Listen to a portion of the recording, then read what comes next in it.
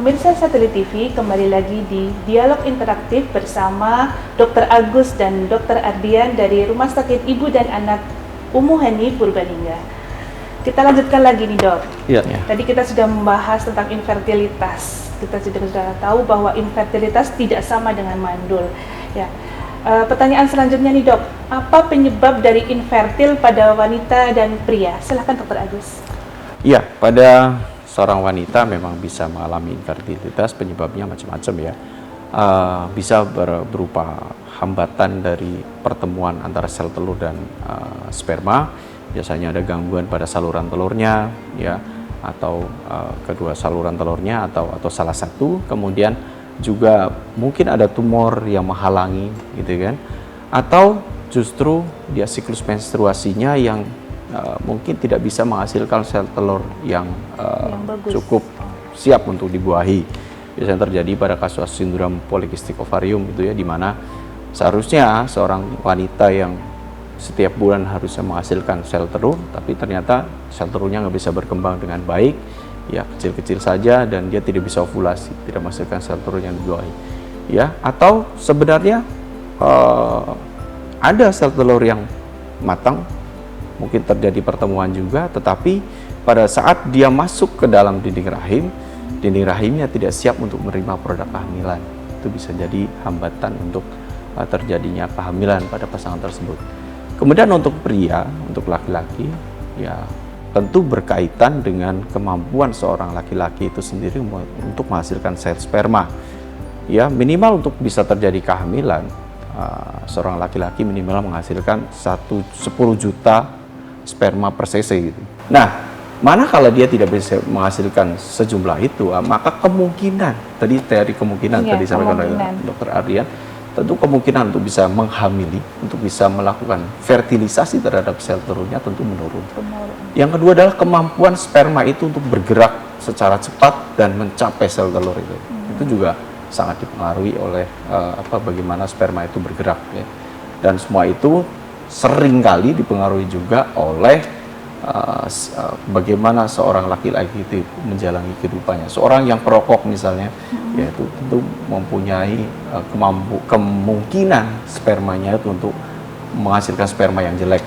Atau seorang laki-laki dengan gangguan diabetes yang berat dan sebagainya. Atau seorang laki-laki yang suka berolahraga yang terpaksa membuat skrotumnya itu menjadi tertekan dalam jangka waktu lama, misalnya hobinya sepeda 100 kilo per hari ya, berarti nah itu hati-hati gitu ya. Atau motor sport yang celananya ketat ya, hati-hati juga. Mungkin dia bisa berpengaruh pada kualitas spermanya. Manakala kualitas sperma seorang laki-laki kurang bagus, maka tentu kemungkinan untuk terjadi kehamilan pada pasangan tersebut juga menurun. Oke, berarti dua-duanya harus benar-benar bagus ya, Dok, dalam kondisi yang bagus. Tidak hanya seorang wanita saja, tapi seorang pria pun juga harus dalam kondisi yang sehat. Ya, ketika kita sudah tahu bahwa diri kita itu ada persoalan tentang infertilitas, kapan nih, Dok, seharusnya kita memeriksakan infertil ketika kita sudah tahu, oh saya ini infertil. Karena tadi dikatakan bahwa ketika 1 tahun berhubungan 12 kali masa subur berhubungan belum terjadi pembuahan, maka itu sudah terjadi problem infertilitas. Silakan, Dok. Iya, betul sekali. Sama seperti kayak sebuah motor, Anda mau nyalain gitu kan, nggak nyala. Iya, betul. Anda kan nggak buang motornya, Dok. Iya, betul. Cari tahu penyebabnya. Cari tahu. Ganti motor baru. Kecuali mungkin Anda Raffi Ahmad mungkinnya motor beli baru gitu kan. Nah, enggak dong, Anda ke bengkel perbaiki dong. Baca masalahnya di mana.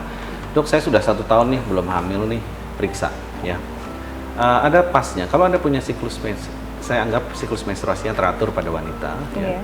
Datanglah pada kurang lebih benar pada hari 14 hari sebelum menstruasi berikutnya. Dok, saya bingung nih, Dok, menstruasi berikutnya kapan deh? Ya range antara, kalau dengan siklus yang, Dok, saya biasa menstruasi sebulan sekali nih, plus minus beda berapa hari. Ya antara hari ke-12, 13, 14, 15, 16, kira-kira gitu.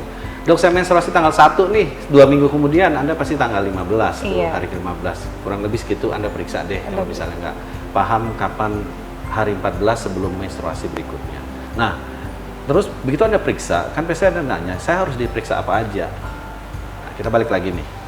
Kalau saya, Dok, saya mau hamil nih, Ini ada rahim nih misalnya di sini. Oke. Ini sperma masuk. Pertanyaan pertama, sperma akan masuk ke rahim, terus masuk ke saluran tuba di kanan kiri ya, Kanan tuba kiri. falopi atau saluran kehamilan. Terus di ovarium sebelah kanan atau kiri menghasilkan sel telur, kantong sel telur yang akan pecah. Sel telurnya nunggu di tuba. Sperma masuk ketemu tuh sel telur tuh. Jadi embrio ngalir ke rahim, tumbuh di situ. Nah, makanya yang harus dicek apa? Satu, spermanya. Oh. Nah, spermanya bermasalah nggak? Pemeriksaan standar paling minimal dari Iya. awal kita bisa cek analisa sperma, sperma analisis.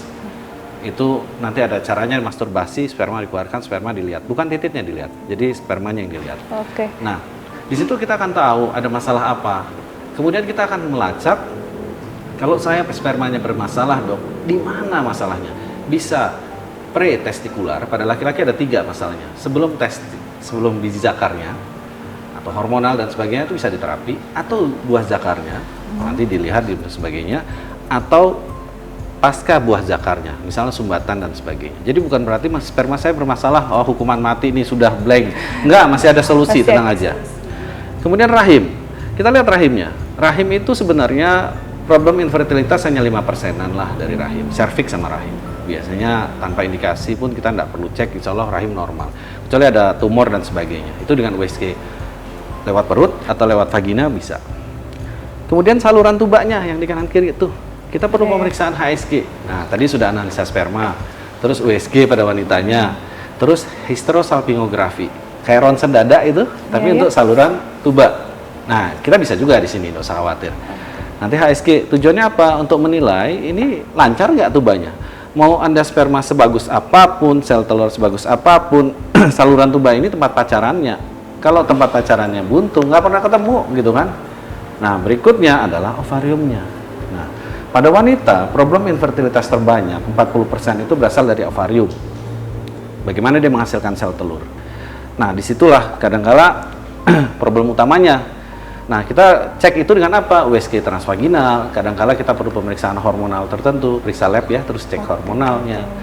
Nah, artinya begitu Anda datang kira-kira di pertengahan siklus hari ke, ya tadi saya bilang ya, 12, 13, 14, 15, terus Anda harus nanti akan periksa analisa sperma, hysterosalpingografi atau HSG, kemudian USG transvaginal, paling tidak dengan 1 kali pemeriksaan pada waktu yang pas. Atau 2 kali deh, dengan kemudian HSG kan datang lagi. Iya, Nah, kalau kita udah tahu problemnya, baru kita bicara solusinya. Kita harus tahu problemnya apa dulu, baru kita kasih solusinya. Tahan dulu dok, Iya. kita jeda iklan berikut ini untuk meneruskan dialog interaktif selanjutnya bersama Rumah Sakit Ibu dan Anak Umuhani Purbalingga.